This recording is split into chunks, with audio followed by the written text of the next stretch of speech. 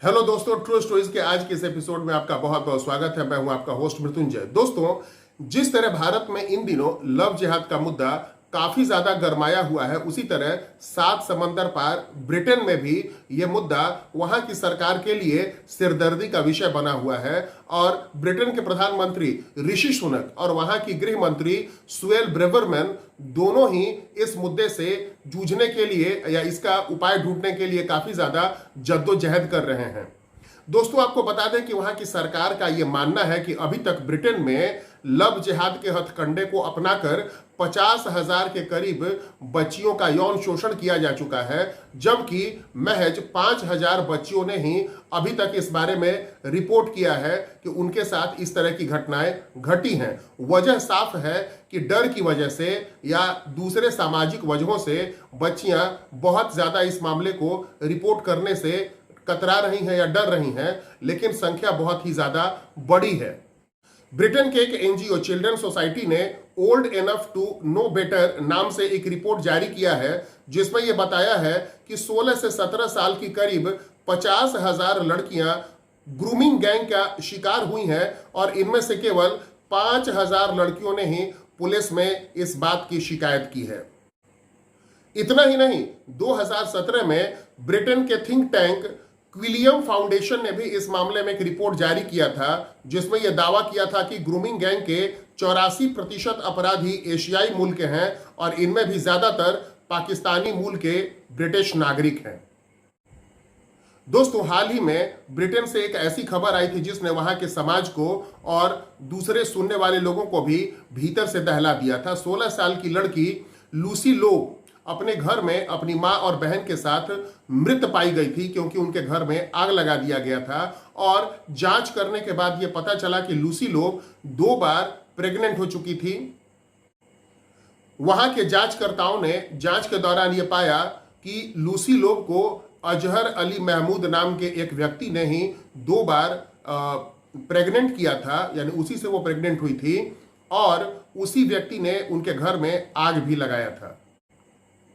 Britain की गृह मंत्री सुएल ब्रेवरमैन तो पहले ही इल्जाम लगा चुकी हैं कि ग्रूमिंग गैंग, जिसे कि हम भारत में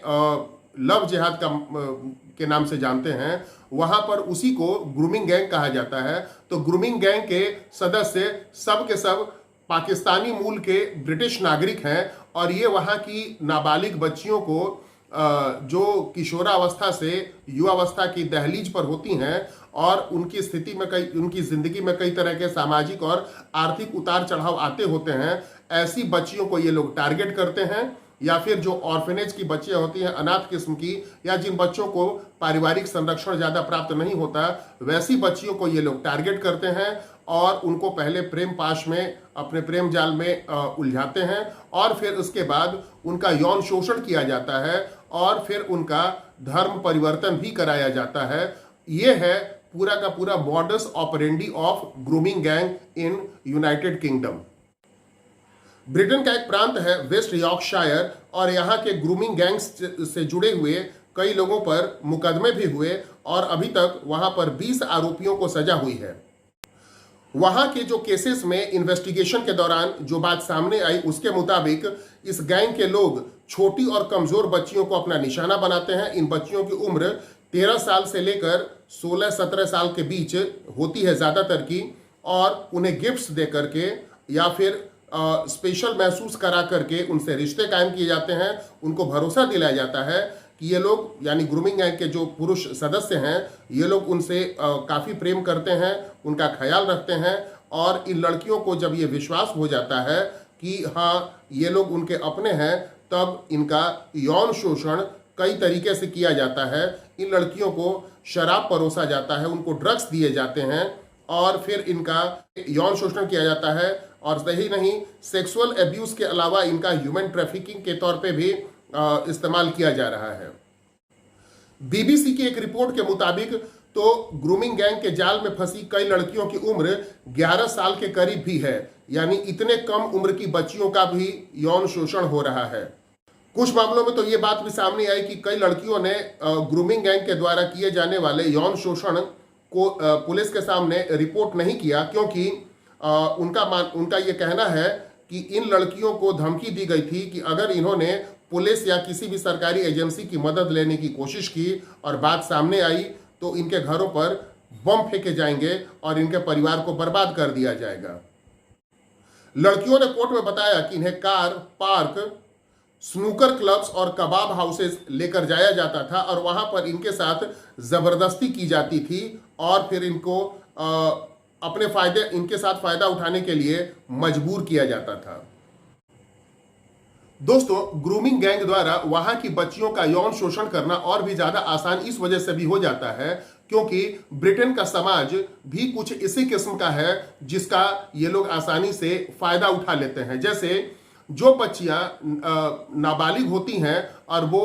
एडल्टहुड की तरफ कदम रखने वाली होती हैं, उस उम्र में ये बच्चियां 15 साल के आसपास, 15 से 17 साल के बीच में अपने घरों को छोड़ करके और इंडिपेंडेंट लाइफ जीने की ट्रेनिंग ले रही होती हैं। और अगर इनके माता पिता इनकी जिंदगी में अच्छे संस्कार की बात करते हैं लाने की या इनको सही रास्ता दिखाने की कोशिश करते हैं तो उस उम्र में ये बच्चियां काफी ज्यादा बागी स्वभाव की होती हैं और ये अपने माता पिता को ही अपना दुश्मन मानने लगती हैं। और ऐसी बच्चियां जब घर के बाहर अकेले रह रही होती हैं, अच्छे अच्छे परिवारों की लड़कियां भी घर के बाहर अकेले रह करके किसी छोटे मोटे रेस्टोरेंट में, कहीं सेल्स गर्ल के तौर पे और किसी तरह से अपने लिए पैसा कमा करके और अपनी जिंदगी की शुरुआत करने की कोशिश करते हैं, इंडिपेंडेंट लाइफ की। उसी समय उनको कई तरह के सामाजिक और आर्थिक समस्याओं का भी सामना करना पड़ता है। उनके पास दोस्तों की कमी होती है, सामाजिक सुरक्षा की कमी होती है और ऐसे में उनको एक समाज की आवश्यकता होती है।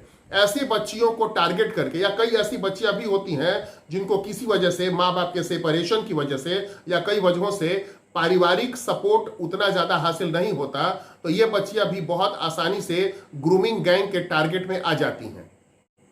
प्रधानमंत्री ऋषि सुनक और वहां की गृह मंत्री सुएल ब्रेवरमैन दोनों ने ही टास्क फोर्स का गठन किया है और टास्क फोर्स को इस बात की सहूलियत दी गई है कि वे स्थानीय पुलिस और सुरक्षा बलों की मदद लेकर के और ग्रूमिंग गैंग के सदस्यों के खिलाफ हैविली क्रैक डाउन करें, यानी उनके खिलाफ सख्त से सख्त कार्रवाई करें और दोषियों को कड़ी से कड़ी सजा दी जाए। दोस्तों, गृह मंत्री और प्रधानमंत्री ऋषि सुनक और गृह मंत्री सुएल ब्रेवरमैन दोनों ने ही कड़े शब्दों में यह कहा है कि ग्रूमिंग गैंग की गतिविधियों को अपने देश से यानी ब्रिटेन से उखाड़ फेंकना उन दोनों की ही निजी प्राथमिकता है और इससे वहां की बच्चियों को और वहां के समाज को बचाना,